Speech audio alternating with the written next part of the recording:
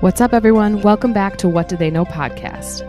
We're in week 8 of NFL, and today the guys will cover all the action and detail of some of the big injuries from this week and what it means for the NFL teams and your fantasy teams. Once again, the guys have some big changes in their power rankings, but hey, what do they know? What do they know? Well, we are about to find out, just like always. What's going on, everybody? This is the What Do They Know podcast. Nick and Jeff with you once again for week 8. We are going to start out with baseball again. I don't care what anybody says. That's right. Good man. Because you're having a good sports week. I am having a very good sports week. I think this is the first time I've busted out the Saints gear in like 3 weeks. Yeah. So it's a big win for the Saints today, and the Diamondbacks are in the World Series. That's right. I think last week they were going into Game 6 on Monday. Yeah, remember? Yep. Yeah, so we ended the recording last week by saying, go D-backs, and what'd you say? I was like, they could be eliminated by the time this comes out. Because it comes out, our shows come out on Tuesdays. Right. You said they could be eliminated. I said, no. See? So you're welcome, Jeff. See, just being a sports fan, though, you always go the pessimistic route. Oh, I know. So I know. Obviously, we both have our heartbreaks during the years, but yeah, who'd have thunk it? Who'd have thunk it? Not the Arizona Diamondbacks. Honestly, I thought they were a year off. Yeah. A year away. Obviously, Corbin Carroll getting another year under him. Brandon Pfaadt maybe getting a taste this year, but he's turned it on during the postseason. He's looked like an ace. Oh yeah, an ace. Oh yeah, him and Merrill Kelly. Yeah. Zach Gallen, who is the ace, has looked the least amount of an ace, but I'm not sure what's going on there. But it's been the perfect scenario for me, selfishly, because the Yankees are out of it. And so you can just enjoy. I can just enjoy. Don't get me wrong. Game 7 of the NLCS, I was sick to my stomach, right, wanting the D-backs to win. Yep, they were so close, and I was just waiting for them to blow it at any moment. But they didn't, and they are a gritty, just resilient team, and they're fun to watch. Oh yeah, absolutely. I mean, it's definitely a change of pace from the home run ball. Which, absolutely. It's small balls. Yep. Yeah, I know the Yankees are big believers in the long ball. Started on that. We're gonna turn this into a baseball rant podcast real quick if we get on the Yankee style play. I'll drop it, but yes, and then the D-backs are a fun team to watch. Yes, they are. Yep. So, game 3 tomorrow night. Well, Monday. Mm-hmm. So, and then Monday, Tuesday, Wednesday. I got my hat on, so this has brought us luck during this whole thing. So I'm having it on this week. Yep. So. All right, so let's give it. Let's jump into all the action from week 8. But first, as always, we're gonna go with your random thought. Right. So this week, jerseys is the whole thing. So I've been talking to my buddy Steve, Buffalo the Sabres. So this actually goes back to hockey. They brought back this all black with the Buffalo head logo. Okay. I didn't see those yet. Yep. I enjoy those. Those are really sick. Those are kind of a throwback before they have their whole logo that they have now.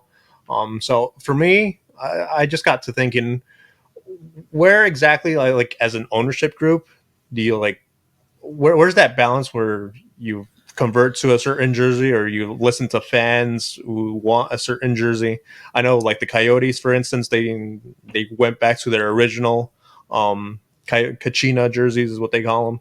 Which is the whole hockey coyote thing rather than the howling head that they reverted to. And then also colors. Obviously, a lot of teams have red and white and basically the standard American red, white, and blue type of color scheme.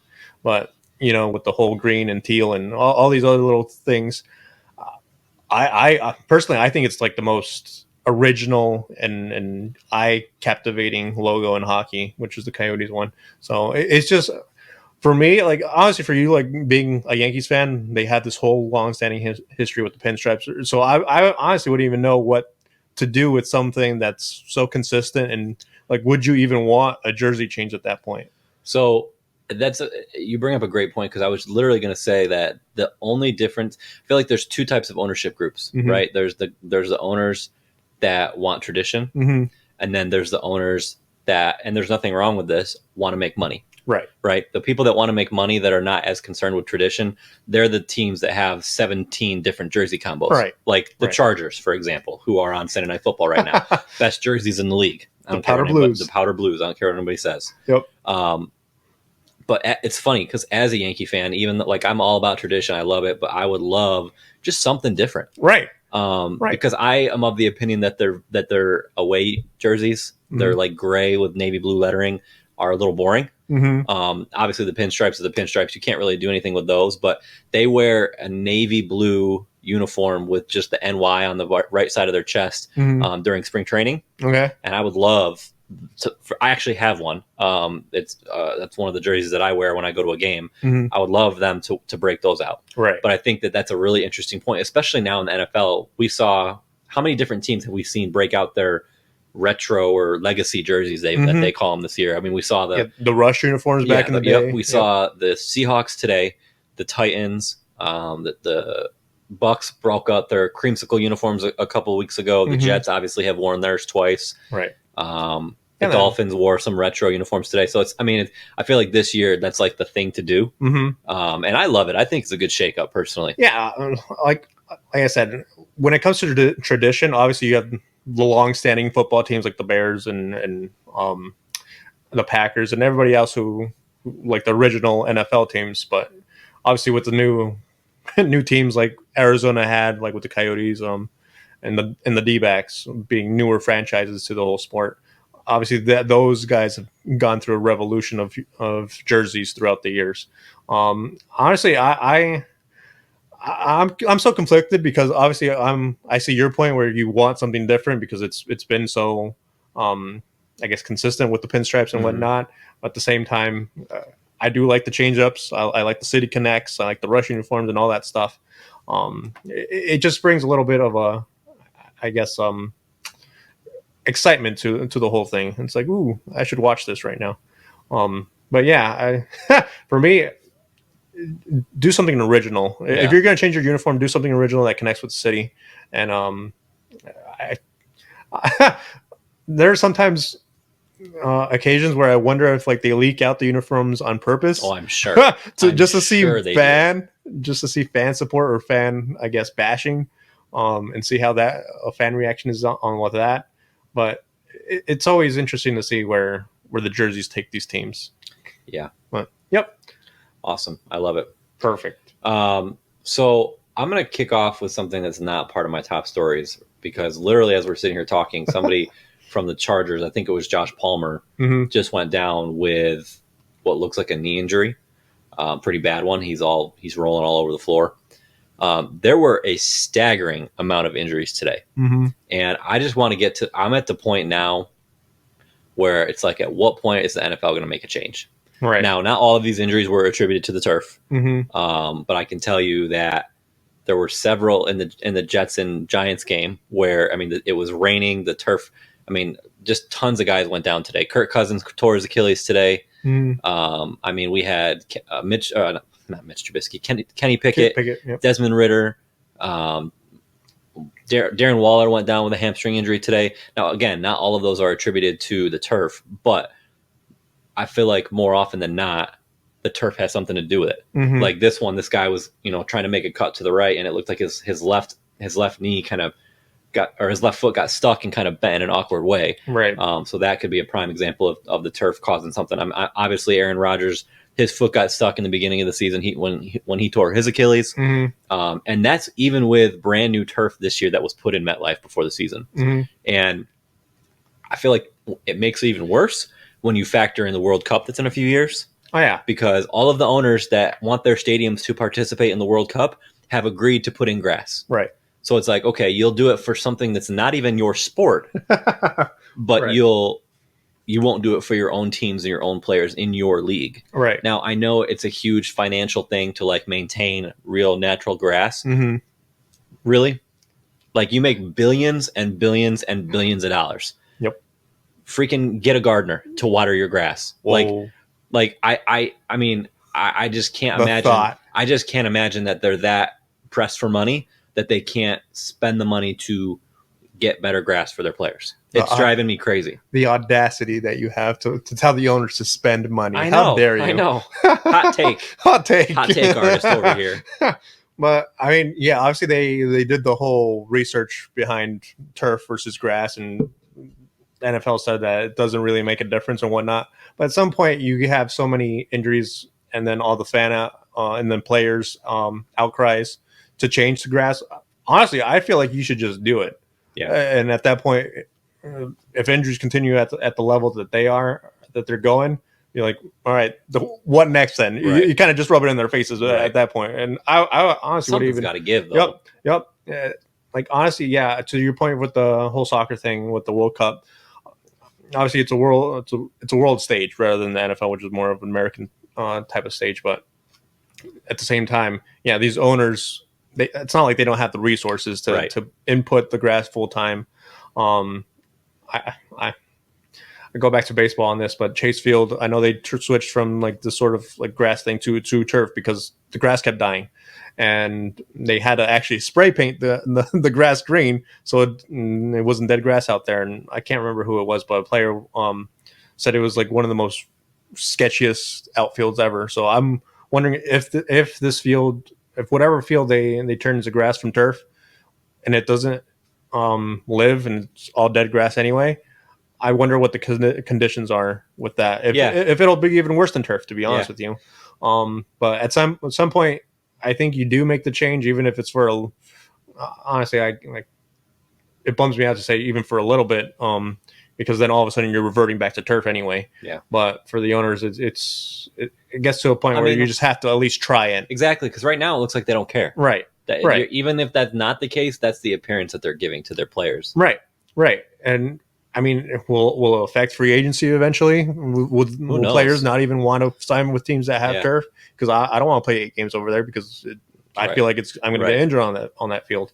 So it becomes one of those things where, yeah, I think the ownership group have to come together and kind of satisfy the outcries of the players and the fans on this. Yep, I agree. Yep. All right, so I'll just jump into my top story since I kind of let us off. Mm-hmm. Number one, I have the Minnesota Vikings. I feel like they don't do it, Eckler. Are Jeff's playing Austin Eckler fantasy football, everybody. So he needs him. He already scored once. Yeah, I didn't even not do anything. So the Vikings, I feel like, are at a tipping point right now. They are one of the most interesting teams and unexpected teams to even be here. Another injury. But they won today. They beat the Packers. They go to 4-4. Mm-hmm. They are, as of right now, granted it's only week 8, but they would be the last wild card team in the NFC. And they lost their quarterback, Kirk Cousins, today, like we already talked about, for the season, torn Achilles. Right. I feel like were, shockingly enough, kind of finding their offensive identity in the last couple of games. And defensive, even with Justin Jefferson going down. Their rookie, Jordan Addison, has become a star in the last 2 or 3 weeks, has had several just breakout games in a row. Mm-hmm. But now it's like, okay, where do we go from here? Right. Because I don't even know who their backup quarterback is. I want to say Nick Mullins stands out to me. I could be completely wrong with that. I think he's on IR for 1 more week. Okay. So they have to at least go somewhere else for 1 more week. Yeah. That's if Nick Mullins is going to be ready by the time he comes off IR. I think they put in some rookie from BYU, a 5th rounder. Okay. Can't remember his name, but I think his last name was Hall. So that's what they're staying at now. But if you're seriously thinking about contending at 4-4, I mean, which you kind of have to. Yeah. The wild card is theirs for the taking. All right. They have tons of offensive talent. Yep. And I mean, now they got to have somebody to reliable to throw the ball to them, but they're right there. Yep. Obviously weeks ago we were talking about them being sellers. Correct. Them giving Kirk Cousins or trading Kirk Cousins to New York. Yep. Obviously Zach Wilson stepped up his game. Ish.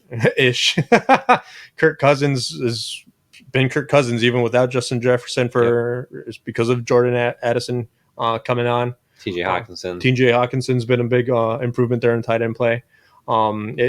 It's definitely one of those things where it's all right. First we lost Justin Jefferson, now we lost Kirk Cousins for the year. Yeah. Oh, what do we do now? Yeah. So honestly, I don't think there is a right answer to this. You either go in without your franchise quarterback, and you believe in that defense to maintain what it's been doing. I think it's during their 3-game win streak, they've been holding opponents to like 13.5 points, which is really impressive considering I've been bashing on that defense since the beginning of the year. Yep. So kudos to that defense, but will they maintain it? And is this team a quarterback away from from reaching. That's the thing, right? Is Tuesday's the trade deadline. Yep. So you got to make that decision really quickly. Yep. And the thing about it is like, okay, if you decide let's trade for somebody, Mhm. who is that? Kirk Cousins was that guy. That's the guy that everybody wanted to trade Right. for, and now he's out. So I feel like your options are Kyler Murray, which would be very drastic. I don't know that that's the answer because I mean, if you, I feel like if you trade for Kyler Murray, you think you're going to win the Super Bowl. Yeah. Not because I think he's a Super Bowl caliber player, but because of the contract and everything that comes with that. That's a franchise altering move right there. Correct. So I don't think that's the move. Right. So you're either going to trade for another backup or go get one of the veteran guys off the street that was rumored like when the Jets were in this situation. So you got your Nick Foles, your Carson Wentz, Matt Ryan. And I feel like those are all guys that maybe possibly could be plug and play with this offense with the talent that's around them. So we'll see. I think that they are a really interesting team, especially because, like we already said, they have gained so much momentum in the last 3 weeks. They came out of nowhere. They looked like hot garbage the first couple weeks. Yep. And now they're right in it. Yep. It's just a devastating time to lose your starting quarterback. Yeah. I mean, like I said, there's no right answer. If you buy, then By all means, we understand them. Yep, Yeah, we understand exactly. it. But at the same time, if you sell, we understand it. Will Vikings fans understand your it? fans They will will not. Yeah. And that's kind of at the crossroads where they are right now. Obviously, like you said, there's limited options at quarterback that you can go get. I guess Ryan Tannehill, as soon as he comes back from his high ankle sprain. An interesting one. Obviously, they've kind of embraced the youth movement there in Tennessee. Jameis Winston with New Orleans. There's some capable. Jacoby Brissett in Washington. I'm a big fan of his. Yep. I mean, even Heineke in Atlanta, if Desmond Ritter can clear. Who got the start or who came in today? Right? Yeah. And he did all right. Yeah. He did okay. So, I mean, there's options out there, but if you seriously think you're a quarterback away and you thought that with this momentum with Kirk Cousins there, you'd be able to like make a deep playoff run, then yeah, you buy all in. But at the same time, if you don't think that that's the case, maybe play for next year type of thing, and we'll go back. I need a quarterback to come in to salvage the numbers that Jordan Addison has been providing my fantasy teams. Right. So, I don't care who it is, just throw it to Jordan Addison. Yeah, at Minnesota Vikings. Hello. Hello. All right, so that's my first one. My second one is the Bengals. I feel like now they officially scare the crap out of me. I feel like you had him on Contender Pretender last year. Correct. Last and I'm pretty sure I picked Pretender and they probably heard me. Yeah, yep, exactly. So again, we're the spark plug you're for welcome, every team. Bengals fans. Yep. We're the spark They listen plug. to the What Do They Know podcast and we pissed them off. We're the bulletin board. Yes, Sorry. correct. They had a big win over the Niners today. Moved to 4-3. Joe Burrow looks back. Their offense looked tremendous. Even their defense looked really good. Forced 3 turnovers on Brock Purdy. So I feel like now we can really say, and I mean, I called them a pretender last week. So right. They definitely listened to the podcast and got fired up. So bulletin board material.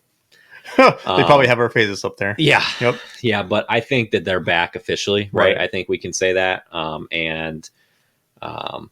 That's not a team that I would want to play. I am super curious to watch the Bills and the Bengals next week, Sunday Night Football. I think that's going to be a tremendous game. That'll be a really good test for them. Both teams. I feel like that, yes, both teams. But I feel like that's become kind of like a subtle rivalry. Maybe not so subtle. I don't know. But yeah, I'm officially saying that the Bengals are back and Joe Burrow is back. Right, he's healthy now. Obviously, you have with those two teams, the Bills and the Bengals. One team getting healthy, one team going in the opposite direction with health. Yeah, with the Bills. Sure. So it's definitely, I guess, a bar that each team will set. See where they're at in the year. But yeah, with the Bengals themselves, Joe Burrow's calf looks a lot better, even 100% healthy to me. He was running up and down that field. And more so, he spread out the ball. Jamar Chase, Tyler Boyd, T. Higgins. Who was it that got the touchdown on Tyler Boyd? Tyler Boyd scored today. Yep. I don't know why I can't say his last name. Tyler Boyd. Yeah, so he had 3 targets. T. Higgins had 6. Jamar Chase led the way with 12. But at the same time, that's more of the Bengals offense that has been so effective over the past few years. Yep. With Burrow leading there. But yeah, obviously I call them a contender with their experience being in the AFC Championship game last year and then the Super Bowl 2 years ago. Yeah, the Bengals are definitely back on track, and I think they're for real. Yep. Once more. Agreed. Yep. All right, what do you got? So for my top stories, I got 2 quarterbacks. So Okay. the good and the bad. So Okay. we'll start off with the good, and that's Will Levis. Okay. So he went 19 for 29, 238 yards, 4 TDs. So they finally embraced the youth movement there, and not in the Malik Willis type of way. Apparently, on their first drive, Will Levis got him a first down, and then they brought in Malik Willis and lost a fumble right away. Well, it wasn't. I hate the whole split quarterback thing, man. Right. I really do. Yeah, I mean, it wasn't Willis's fault because it was a bad snap, but at the same time, he could have just fell on the ball and lived to find another down. But obviously, with limited opportunities, with a split quarterback type of game plan, if you're a quarterback, kind of that diminishing role, you're trying to make a play and just trying to salvage any game time you can put into the game. But Will Levis, like I said, 238 and 4 TDs. There were some throws that he made that just looked effortless. Yeah. Obviously, DeAndre Hopkins is probably glad that there's somebody else No joke. under center there in Tennessee. So to me, Tennessee, obviously it's just one game, but it looks like Tennessee picked right on at least one of these picks. Yeah, I'd love to see him do it again, right? Right. Atlanta does have a top 10 defense. Exactly. So that's nothing to sneeze at. Right. So I'll be curious. And, his, what do you have? 4 TDs, you said? 4 TDs. At least 3 of them were bombs. There weren't just like, a little screen pass that went like Breece Hall's touchdown today. It wasn't like a little dink and dunk screen pass that just went for 50 yards. Right. Like, It was on the player. yeah. Right. So that's really impressive. But I think that who knows, man, he could be another great story, 3rd round pick, finally got his chance, and he might, make the most of it. Mm-hmm. Yep. And then my second top story, I got Jordan Love. So this is the bad. Yeah. 24 for 41, 229 yards, 1 TD, 1 interception. So his last 5 passer rating, last 5 games, his passer rating has been 72.1, 90.8, 32.2, Oof. 69.9, and 66.4. With passer rating, for those that don't know, it maxes out at 158.3. Yep. So how that's calculated, that's beyond me. But all I know is it's 158.3. So anything less than 100, it's I guess you're kind of dwelling around there in average quarterback play. But at 32.2 and somewhere in the 60s and 90s, it's definitely below average there. So personally, I think they're just relying way too much on Jordan Love on that Packers offense. You'd like to see AJ Dillon or Aaron Jones, if he's fully healthy, take the rock a lot more. Yeah. Obviously, Jordan Love came out hot. He did. With He this really season. did. And honestly, I thought it was going to be the exact opposite. He was going to come off cold, and he'd build confidence throughout the season. But it's looking the exact opposite. He came off hot, and now he's definitely hit that first year quarterback, first year starter quarterback anyway, kind of funk. But I think that's more of an offensive scheme issue because Jordan Love should not be throwing the ball 41 times right now. Agreed. To be honest with you, and Aaron Jones and AJ Dillon should be a lot bigger part of that offense than they are. It's funny. So ESPN Radio this week, their morning show had a conversation about Jordan Love, and Chris Canny, who's one of the hosts, he had a take on there that I don't necessarily agree with. He said that everybody's given Jordan Love a break because they look at him as a first-year quarterback or a rookie quarterback. And he said that he should not be looked at that way. He should be looked at a fourth-year quarterback because it's his 4th year in the league. He just happened to be sitting behind Aaron Rodgers for the first 3 years. And I don't think I agree with that. I think either. that just because you're sitting and you've been in the league for 3 years and you've watched 3 years worth of games, like that's not the same thing. I mean, he knows better than we do, I guess, at the end of the day. So, he played in the NFL, won a Super Bowl, whatever, but I don't understand how that can be viewed as the same thing. Right. Like being in the league, sitting for 3 years, learning versus getting actual game time, game action. I feel like it's got to be night and day. Oh yeah, I feel like the pace of the game definitely speeds up on you when you're actually playing and you got defensive linemen running after your life. right there in the backfield. I can't say I agree with that. Obviously, yes, you'd want him to know the scheme. You'd want him, especially with their head coach being Matt LaFleur, being there for as long as he has been. Obviously, you want him to know the scheme, the reads. You want him to know the offense, right?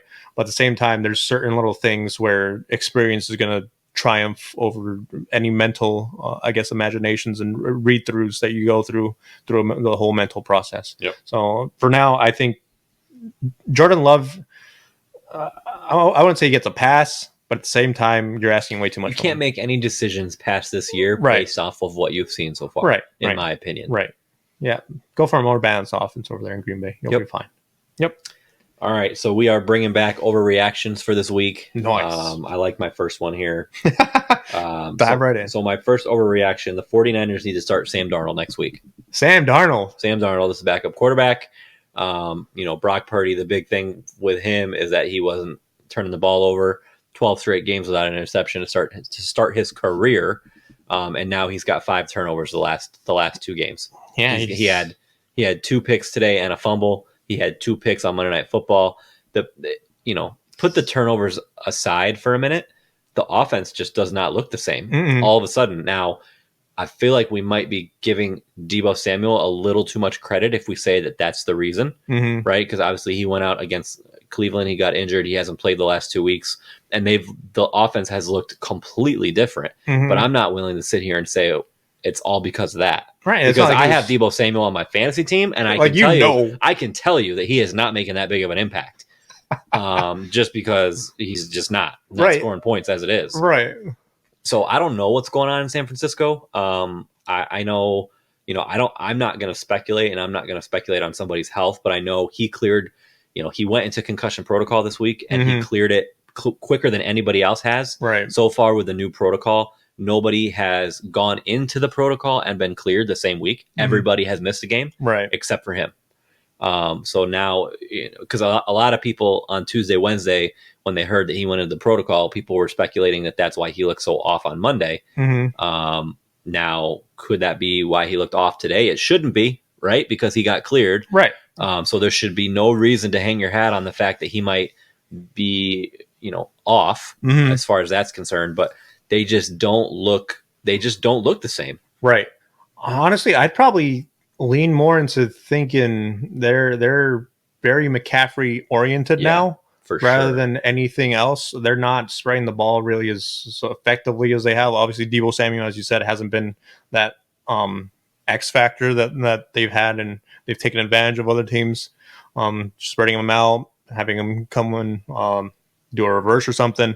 So something creative like that. All they have now is, I guess, Ayuk there at the receiver position that really stands out. Kittle at the tight end. I mean, they have weapons, but at the same time, I think it's become more of the McCaffrey show. Yeah. Even though Kittle's getting his numbers. Don't get me wrong. He's getting Brandon Ayuk. Yep. I mean, he's having targets and catches. But to me, I feel like they're so, I guess, tied up with McCaffrey's, I guess, TD record that they're just they're just feeding him in the red zone time after time after time, just getting him as many touchdowns. Honestly, I can't even remember the last time that San Francisco might have gotten 2 TDs out of different players that were McCaffrey. Right. McCaffrey every week is a solid 1 touchdown, 2 touchdown player. Yeah.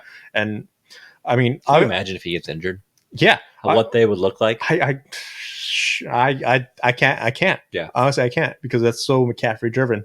And I mean, as a defense, as an opposing team coming to game plan against San Francisco, you wonder if you just say, okay, let's guard everybody else and let McCaffrey see if he can beat us. He couldn't do it in Carolina. Can he do it in San Francisco? Doesn't look like it, to be honest with you. So, I mean, I wonder if there's like some sort of pivot there where they're kind of game planning to limit the other options that Purdy has, and just trying to, I guess, force him to give it to McCaffrey. And maybe it's just taking what the defense is giving you, but I think Purdy's trying to, because I feel like all these interceptions are going to players that aren't McCaffrey either. So I think he's trying to even force feed it, just try to change up the tempo for McCaffrey all the time. But I mean, credit to the defenses, but I think they're kind of revolving, like figuring out what Purdy likes to do and what he doesn't want to do. So Yeah, that's interesting. Obviously, I think it's an overreaction, but Well, okay, so here's why I say that, because I know a lot of people in the national media were saying this week that, you know, when they suspected that Sam Darnold was going to start, mhm, that because this system is the way that it is and Kyle Shanahan is so good, blah blah blah, mhm, that they wouldn't skip a beat with Sam Darnold. mhm. That some people I even heard thought that he would look much better than Brock Purdy. Excuse me. Which, yeah, Stefania Bell, ESPN New York. Ooh. Yeah, she had this whole segment about how she thought that he was going to look way better than Purdy because Purdy's actually not that good, blah, blah, blah. It was a Wow. ridiculous take, in my opinion. Wow. Oh, wide open and a terrible throw. Nah, I think that he was still wide open. He Yeah. should have made that catch. Yeah, he There's- missed that throw big time. Yep. But yeah, I that's why I think that it's so interesting, because there were way more people than I expected Mhm. that thought that Darnold would be really, really good if he played. And so now that Purdy is kind of, you know, obviously officially coming back down to life, or down to earth, I should say, like, Mhm. I don't know. I don't know what's next for them. I mean, if Kyle Shanahan's offense is so QB friendly, I mean, what happened? That you have to question what happened to Trey Lance at that point. Well, So, I mean, obviously, you want to hype up and say everything's going to be okay if Brock Purdy misses some time and whatnot. But to say Sam Darnold, who's kind of become a journeyman, no offense to him, but started off with the yeah, Jets. he is. I mean, he Yeah. became a journeyman. To say he's going to step in and be better than what Brock Purdy has shown, I think that's quite the stretch for for that take. It's a hot take. It is a hot take. And it'll get some views, but I can't be with that. Okay. All right. My second one, which I think you're really not going to like. The Dolphins defense is now a championship defense with Jalen Ramsey. Oh, my heart. Oh, Jalen He Ramsey. had a pick today. Did he? He did have a pick today. Oh. Held the Pats to 17 points. Okay. Well, I mean, I don't know if that's really holding them to 17 or if I think that's more than they allowed. they 17 allowed 17 points. All right, fair. But in reality, like, does he make that defense that much better to where they can now keep up with the Eagles or the Bills or the teams that they've obviously really suffered against? Right. What can he do for them? I mean, obviously it remains to be seen. I don't know if the Patriots, all kidding aside, are really a good test of that. Right. But I think we'll find out here in the next few weeks. Obviously, they have the Chiefs next Sunday. Mm-hmm. That'll be a really good test what that defense looks like against them. Definitely be a step up from the Patriots. Yeah. But I don't think anybody can argue that he makes their defense significantly better. No, right. Obviously, I think when we went over our division breakdowns, I think the number one thing I had for the Dolphins defense was their number 2 cornerback spot. And obviously Jalen Ramsey fills a huge hole there. Yep. Obviously with the Patriots, it's a good warm-up game, I guess, for him, getting back into the rhythm of the flow of a game. Obviously with the Chiefs is going to be a little bit of a different scenario. They don't have the greatest receivers, but Patrick Mahomes can make anybody look good. But yeah, I'd go overreaction for now. Let's see how Jalen Ramsey. I figured. Yeah.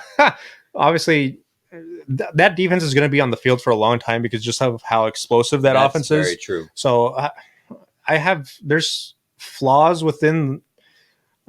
It's silly for me to say this, but there's flaws within the offensive scheme of Miami because you're exploiting your defense for longer periods of time. So obviously, I'm not going to say you score less or right. Don't take advantage of what the defense is doing. Right. But at the same time, I think it's an interesting point. Yeah, I think there's something to be said if your defense is on the field for a majority of the game. So especially during a 17-game season and then going into the playoffs. Obviously you're going to hope you're number 1 seed so you can get that bye and let that defense rest for a bit. That'll definitely help you out immensely. But defensively, Jalen Ramsey definitely helps them out, but to the point where they're Super Bowl contending defense.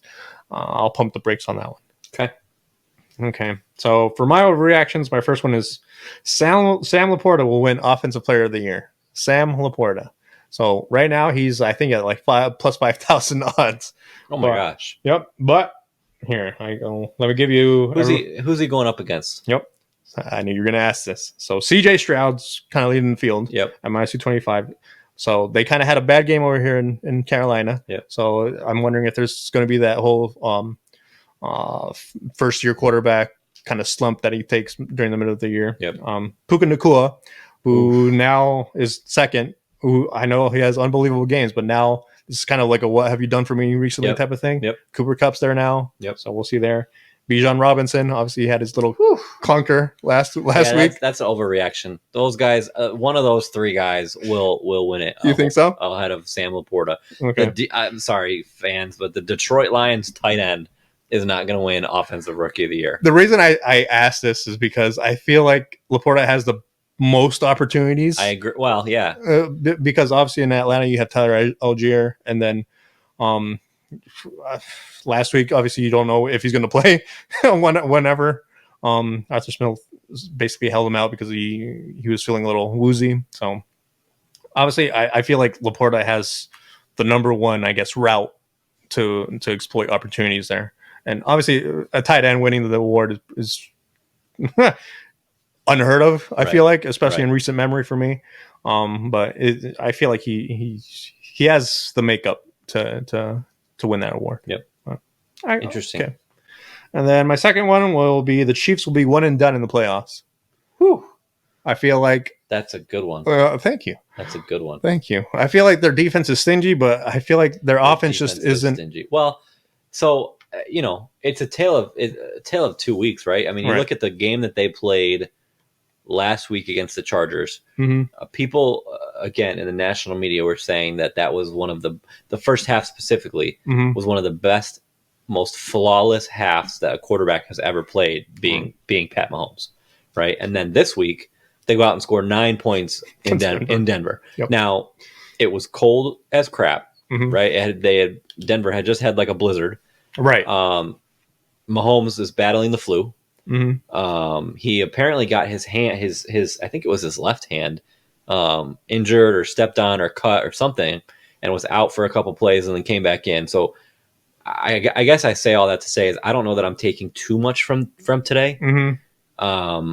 I still think, I mean, do we count one and done if they get the bye? Yeah, sure. Yeah. For So like losing in the divisional round, you Right. would consider one and done? Yep. I could see that. Yeah. I could see that. See, but they had to beat out the Dolphins for the one bye. There's only one bye now, obviously with the whole format. So number I one think seed the Dolphins have way more competition, like just within their division with the teams that they're their schedule versus the Chiefs. Mm-hmm. I still think the Chiefs are going to get the bye. Right. I do. I could see them losing in the second round. Right. I could. So I guess I can't even believe I'm saying this. I guess I'll say that's not an overreaction for right now. Okay. Oh, That's a good one. thank you. I like that one a lot. Depends if Taylor Swift is there at the playoff game. Yeah, for apparently. sure. Have Yeah. you seen this? I mentioned to you before ridiculous, the man. It's so show ridiculous. the splits of Travis Kelce with and without her at the game. That's funny to me. Ooh, a little trickery here. Oh, yep. Reverse Now he's gonna run it. pass. Oh, and he gone He got one. out of bounds. Yep. So All perfect. right. So we're gonna do our power rankings, our top five. My a couple things here. Shake up. My power rankings are 1,000% different. And literally, as we were talking, I realized that I left out a team that needed to be in the top five. Oh yeah. Who's that? I left out the Dolphins. How did you leave out the Dolphins? I don't know because I had so much going on with my other my top five this week. Uh-huh. It's just so different Right. that I forgot, Everybody's leaving. I forgot Everybody's about getting them. out of here. I forgot about them. I mean, I feel like I don't know. I feel like I'm going to lose credibility when I go over my top. Are you five. are you rolling with this? What you have now? Yes. Or you want me to go first? No, you can go first. Okay, You I'll go first. Well, I'll let you time to adjust over there. Yeah. So number one in my power rankings, I got the Dolphins.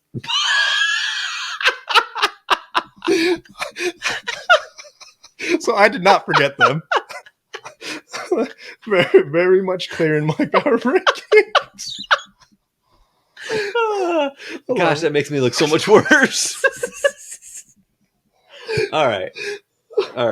Oh, Gosh. Okay. The Dolphins, number one. number huh? one Dolphins. They were number one last week, and they won. So I had nowhere to put Yeah, it. but they lost last week. They lost in the Sunday night game. Oh yeah, They're still number one. No, it's still number one. I still got them number All one. right, Let's see go what they ahead. do in Germany. All right, go ahead. Number 2, I got the Eagles. Got the Eagles. They survived the Commanders, so well, they're number 2 now. Number 3, I got the Ravens. They're jumping up there. They're putting their foot down on the Cardinals. So we'll see where that takes them. Honestly, I have a hard time reading the Ravens because I feel like they're a fringe. Like I want to be like I want to buy in, but at the same time, I'm fringe on them. Yep. So, they fell out of my top 5 this week. Did they? They did. Mm-hmm. Okay, I can see that. I did not forget about them. Okay. You purposely left them Yes. out. That was intentional. Perfect. Okay, so number 4, I got the Jaguars. Okay. So they've been impressive. They've gone on an impressive run. Okay. And number 5, I had such a tough time debating with this, but I put this team in because I feel like I need to talk about them, and that's the Seahawks. Okay. They're now first place in the West over the 49ers. They're 5-2. So I feel like they need some love there. Okay. So I wanted to put like the Ravens or the Lions or something like that, but Seahawks take it for this week. Okay. Yep. So I don't know if this has ever been done before in the history of power rankings. Okay. Ever. Okay. Anywhere. But my top 2 teams are teams that were not in my top 5 last week. Ooh. Okay. Ooh, so take that. Maybe that makes me look stupid. I don't know. But I'm just going with what this is. What have you done for me lately? Right. This is like what how good was your win today? What did you look like? All that good stuff. Right. So with that said, number 1, making it big jump back in after I took them out is Philadelphia. Okay. I have them number 1. Their offense just looked explosive today. Mm-hmm. Jalen Hurts 4 touchdowns. AJ Brown has a ridiculous stat of consecutive games with 125 receiving yards. Yep. He had 2 touchdowns today. Devontae Smith got in the action, 90 something yards with a touchdown. So their offense, like if they play like added that, Julio too, which correct, and he had a TD today. If they play like that, they are going to win. Yeah. Now, I feel like that makes the Jets defense look pretty good. Mm-hmm. After you see what they did against the Dolphins, you see what they did against the Commanders. Right. But that's just me being a homer. Yep. Number 2, I have the Seahawks. Okay. I think they had a pretty impressive win today. Mm-hmm. And they're 5-2 right now. Don't look now, but they're in first place in the NFC West, which you called. So I'm actually thinking that they have all the things you talk about with winning in January. Mm-hmm. They have a run game with Kenneth Walker, and they have a kind of a 2-headed monster with what's his name, Charbonnet. He's a good pass catching guy. Yep. Geno has all the weapons that he needs. He's got DK, he's got Tyler Lockett. He's throwing the ball over the place. They have those fans. So I'm in on Seattle. I think that they shouldn't have lost to the Bengals a few weeks ago. No. So you could argue they could be 6-2 very easily. So I think that Seattle. Obviously they're going to have the NFC West is always tough. You got the Rams, who they already lost to, and you got the Niners, which I don't even think they've played yet. So you got 2 games coming up at some point against the Niners. Mm-hmm. So we'll see what happens there. That'll give us more of a realistic picture of what's going on there. Right. But I'm high on Seattle. Yeah, 49ers are kind of in shambles right now. Yes. But so credit to the Seahawks for taking advantage of this whole stretch that the 49ers are going through. So number 3, I have the Jags. They just continue to win. They beat the Steelers, who were 4-2 in Pittsburgh. Mm-hmm. So I think that you have to add that into perspective because Pittsburgh is a tough place to win. Right. 4, I have the Chiefs still. I just, like I already talked about, I don't really put much stock into their game today. Now, if they go get whipped by the Dolphins next week, then that'll be a different conversation. Right. But I think they're going to be fine. I really do. And then number 5, I have the Dolphins. They lost last week, and then they really didn't blow me away with their win against the Patriots today. Mm-hmm. It was actually closer than I thought that it should have been. Okay. So that's why I have them at 5. So honorable mention, who I had at number 5 before I realized I left the Dolphins out. Right. I had Cincinnati in there. Okay. Because again, I think that Cincinnati is now officially back. And they're rolling for real. Yep. So I had them there. And I think that's why I forgot about the Dolphins, because I was so fixated on where I was going to put the Bengals. Right. So they're right there. The teams, Bengals are right there. Yep. But I can't leave the Dolphins out. Yeah, I feel like also with the Dolphins, they're going to get a little bit more healthier with Devon Achon coming back a little bit. Jeff Wilson Jr. I feel like he hasn't taken the field yet, but he'll come back. So I feel like the Dolphins are going to hit their stride, and I feel like they're just kind of going into like a little bit of a speed bump right now. But nothing they've done has kind of like forewarned me to like pull off of them. Yeah. To say, hey, it's going to slow down. I mean, Tyreek Hill is on a record pace in terms of receiving yards and all that stuff. So there's a lot of people saying that they're frauds. Right, because you think about the two actual competitive teams that they've played, the Bills and the Eagles, they've lost and they've not looked good. Right, and then the other teams that they played have a combined record of like this massive losing record. Right. Yeah, I mean, obviously with pre-season, you were high on the Dolphins. I was not. Yeah, and obviously I still have the Dolphins as number one, but at the same time, it's more of a. I guess I'm just impressed with how they've handled the season so far. Obviously, would I call them frauds? No, I'm still fringe on them. Yeah, I agree. To be honest with you, I don't think you can call an offense like that fraudulent. Right. It's just way too explosive and way too consistent. Yep. But at the same time, I can't fully ride with them, but at the same time, I can't fully jump off the board with them. So. I feel like we've said this the last 3 or 4 weeks, which is finally good, right? There's so much parity right now in the NFL. Yep. There's teams that you think are have righted the ship that go and lose. There's teams that started out terrible that are now, like the Vikings that are back to 500. Yep. And so it's just it's fun. Yep. It makes absolutely. the NFL really fun. Every game for the most part has the potential to be competitive. Yeah, and it leads to like great conversations, discussions, and arguments, or whatever you want, debates, whatever you want to call it, for podcasters like us. Yep. All right, so we are going to transition over to our studs and our duds. Jeff has the duds. Excuse me. I got the studs. Jeff has the studs this week. I got the studs. I got the duds. So go ahead and kick us off. All right, so starting off at quarterback, Sam Howell. So 39 for 52. He had 397 yards, 4 TDs, 1 interception. That's a crazy amount of attempts. For Sam Howell, yes. For Pat Mahomes, it's not. Yeah, exactly. You'd feel Sam like Howell it is. I think Eric Bieniemy forgot who he has as a quarterback. Very good point, but hey, maybe he's trying to make him into Patrick Mahomes. Hey. So credit Sam Howell because he showed out today, even a loss. So number 2, Josh Allen, 31 for 40, 324 yards, 2 TDs, 1 interception, and then a rush TD to add on to that. Obviously, if you have a mobile quarterback, you're pretty solid. Josh Allen is, I feel like, the number 1 ranked quarterback right now in scoring. So if you have him, way to go. You picked right. Running back, McCaffrey. He's a mainstay on this segment of the show. Yep. He only had 12 attempts, but he had 54 yards, 1 TD, 6 receptions for 64 yards, and 1 TD. So he's filled up the stat sheet at all times.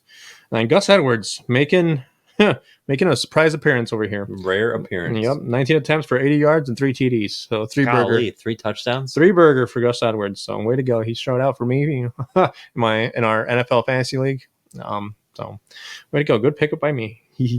And then CeeDee Lamb.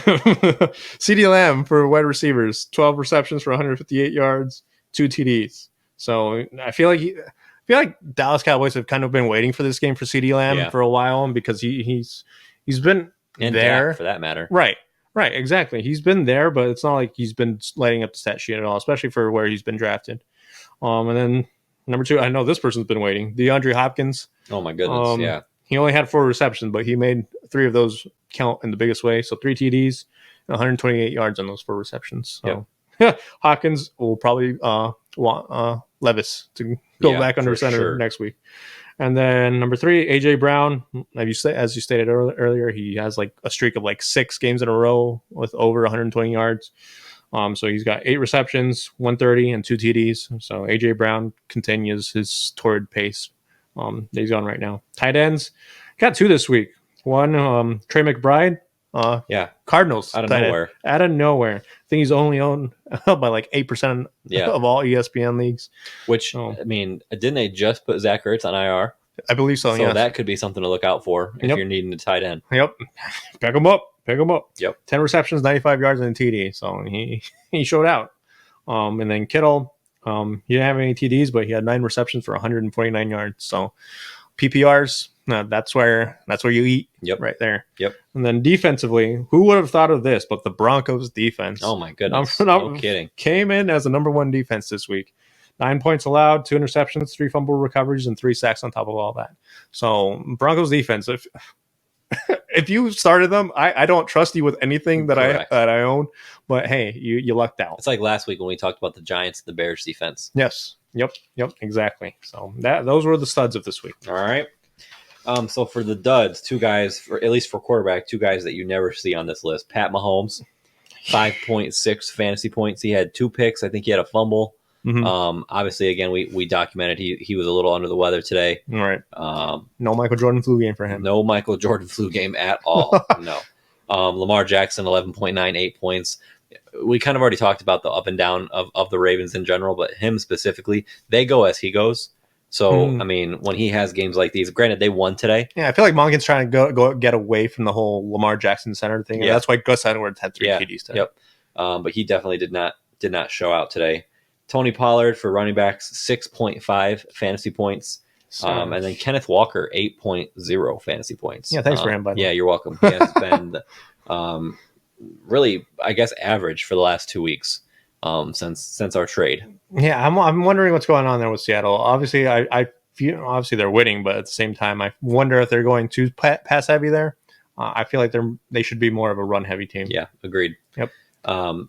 Wide receivers, I got both of the Rams receivers, Cooper Kupp and Puka, 6.1 and 7.3 points respectively. Mm-hmm. I mean, the Rams were basically crushed from the whistle today. Yeah, they were bottled up. And so that's, you would think that would have yielded some good fantasy value. Yep. But it did not. Playing catch up and whatnot, but nope. Yep. Tight ends, Dalton Schultz, 2.5 points. He didn't show up again today. And then Kyle Pitts, 6.5. Talk about back and forth on this list. He has a couple good games. I picked him up in one league as a backup. And then he does this today. That's what should have picked him up. What are you doing? I know. And then the defenses, the Colts, -6 points. The Saints, who played the Colts, had a great offensive game today. Absolutely. And then the Eagles, -3 points. You already talked about Sam Howell for the Commanders, kind of proving where that -3 came from. So, right. The Eagles defense, not typically a defense that you worry about, dropping a dud. Mm-hmm. But they did today. Right. So those are our studs and our duds. I will say there's a couple things from a fantasy perspective to look out for, right? Mm-hmm. Jordan Addison being one, selfishly because he's on a couple of my teams. Now, what is he going to do the next couple weeks?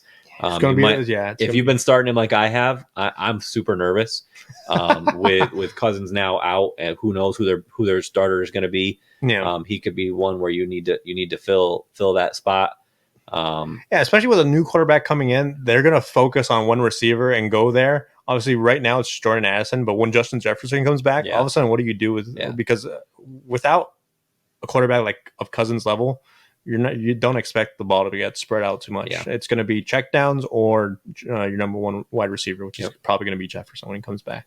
Darren Waller went out today with a hamstring injury. No verdict yet on him. He could be out next week. So a lot of different guys that we need to be watching for next week's injury report, both for their direct performance and then also the guys that they could potentially impact, right? From a quarterback standpoint. So definitely one week where you might have to utilize the waiver wire. Trey McBride for Darren Waller. Yeah, apparently. All right, so we have our picks to finish out the show for next week. So Jeff gained a game on me last week. He went 2-0. He picked, stand by. Who did Jeff pick? Let me hear my Jeff victory. picked the Dolphins over the Pats. Yes. And then the Vikings over the Packers. So he went 2-0. Look at that. I went 1-1. I had the Ravens over the Cardinals, and then I picked the Bucs to upset the Bills, which did not happen. Should have happened if Chris Godwin turned his head around, but it did not happen. So you got a game on me right now. You're sitting at 10-6. I'm 9-7. Look at that, 10-6. Yep. So who do you got? Who do you got this week? So for upset, I got the Titans over the Steelers. Count me all in on Will Levis. Wow. All right. I've seen enough. Crown him. That's questionable. Crown him. What's the spread there? 2.5. Okay. For the Steelers. -2.5. All right. And lock? I got the Browns over the Cardinals. So the spread there is 7.5, actually. So that's surprisingly large, even if it is in Cleveland. Yeah. Quarterback Quarterback situation in Cleveland is to be determined once again. Yeah, PJ Walker's looked serviceable. Yeah, he didn't look bad today. Yeah, it's not like he's going out there putting Yeah. up stinkers or anything. But if Deshaun Watson plays, then again, I'm not sure if Deshaun Watson plays what that offense is going to look Yeah, like, who knows? because it's you got to question effort, you got to question health, you got to question all these other things. There hasn't been a big enough sample size yet Right, this year right, to exactly. really show what that's going to look like. So, Right, but I'll take that spread though. all right. I'll take that pick. So my lock, I people are really going to think that I have a problem I already do. with. I know you do with the Bills after this, but I just Split the bill. for me. I just don't trust them. I don't trust them. Okay, that's what it comes down to. Gotta ride them. And I really so it's a combination of I don't trust them, and I'm super high on the Bengals right now. Mm-hmm. So my lock is the Bengals over the Bills. Uh-huh. That is not a lock by any stretch of the imagination, but it's Sunday Night Football in Cincinnati. Big game, big win against San Francisco. I mean, yeah, the Bills won against Tampa Bay. Did they look amazing? No, they certainly did not. Right. They had a chance to really step on their throat after going up 24-10, and they didn't. Mm-hmm. So I am just not sold on the Bills in any stretch. So Right. I'm picking the Bengals over the Bills as my lock, and then my upset is the Seahawks over the Ravens. Two teams that that's what it comes down to, right? Two teams that I'm really high on right now. Right. So the Ravens are actually a 5-point favorite, The Ravens are. which I think is a little high. Yeah. But I'm taking the Seahawks Yeah. in Baltimore. Yeah, if anything, I'd probably take the spread with Seattle on that one. Yeah. If Baltimore wins, I don't think it's going to be by a landslide or anything Yeah. like that. But yeah, that's two good teams on a roll right now. So Yeah, should be a good there's game. a lot of good matchups next week. Yep. We got the Chiefs and the Dolphins to kick us off in Germany. Right. Then we got Bengals and Bills Sunday Night Football, Eagles and Cowboys in the late game, the 4:30 game, and then obviously the Ravens and Seahawks are one of the main games on the 1:00 slate. So there are phenomenal matchups, like literally from 9:30 a.m. when you wake up to when you go to bed. Yeah. So it'll be a good Sunday. Nice. All right, that's our show. I'm proud of both of us. Neither of us talked about our teams. No, we're I'm just happy Yep. I got my sweater back on this Yep. week, to be honest. So 3 wins in a row for the Jets. Today was ugly. Was it? It was an ugly win, but hey, a win is a win. Wins a win. They are officially on the right side of the win-loss record. They will move to 4-3, and then they have Monday Night Football against the Chargers coming up. So I'm excited about that game. So we will see how they look. All right. But 3 in a row is 3 in a row at the end of the day. So That's right. all right, that is our show. Hope you guys enjoyed, and we will catch you next week. Catch you next week. Thanks for listening to What Did They Know podcast. Make sure to follow us on all of our social media outlets to see future episode details, and don't forget to send in any questions or topics that you want to see the guys discuss in their weekly episodes to come.